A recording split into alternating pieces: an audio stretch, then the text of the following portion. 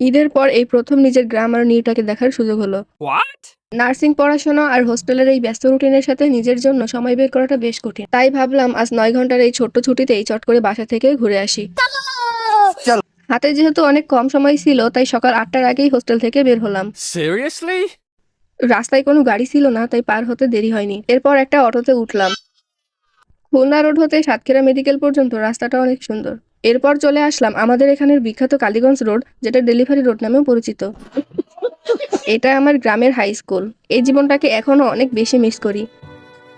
Auto থেকে নেমে একটা ভ্যান নিলাম। 5 মিনিটের রাস্তা শেষেই আমার শান্তির নীড়ে ফিরলাম। আমার আম্মু তখন ফোনে আমার ভিডিওই দেখছিলেন। যেহেতু আম্মুকে না জানিয়েই বাড়িতে চলে এসেছি, তাই আম্মু আমাকে দেখে সেই খুশি। এরপর আম্মু গেলেন আমার পছন্দের ডিম আর আলু ভাজি করতে। দুনিয়ার সব বড় বড় রেস্টুরেন্টের খাবার একদিকে আর মায়ের হাতের সামান্য আলু ডিম ভাজি আরেকদিকে। এই স্বাদের কোনো তুলনা হয় না।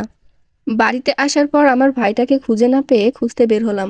গিয়ে দেখি উনি ইঞ্জিনিয়ারিং করতেছে। এরপর পটেটো চিপস এবং বাড়ির গাছের পাকা আম খেয়ে সকালের খাবার পরিপূর্ণ হলো। দুপুরে আম্মু রান্না করছিল বেগুন আলু মাছ আর মাংস।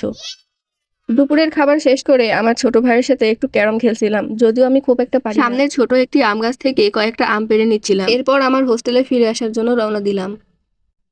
হাটখোলা থেকে অটোতে উঠেই সোজা চলে আসলাম সাতক্ষীরার বড় বাজারে। বাজারে যাওয়ার উদ্দেশ্য ছিল কিছু মাছ কেনার জন্য। Oh, wow. কিন্তু মাছ না পাওয়ায় তরমুজ কিনতে আসলাম। এর ভিতর থেকে বেছে বেছে সব থেকে ছোট একটা তরমুজ কিনলাম। এরপর গেলাম মিষ্টির দোকানে। সেখান থেকে মহারানীর পছন্দের কিছু মিষ্টি নিলাম। কসমেটিক্সের দোকান থেকে চুড়ি কেনার ইচ্ছা থাকলেও পছন্দ না হয় চলে আসলাম।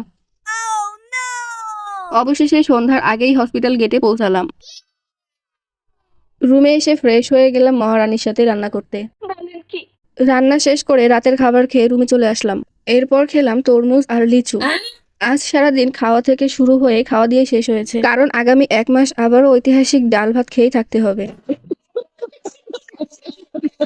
আমার আম্মু আমার ফিউচার বেবির জন্য অনেকগুলো জামা কাপড় বানিয়ে রেখেছে। আজকের ভিডিওটি অনেক লং হয়ে যাবে দেখে সেগুলো আর দেখালাম না। দেখা হবে পরবর্তী ভিডিওতে। ভালো থাকবেন, সুস্থ থাকবেন। টাটা।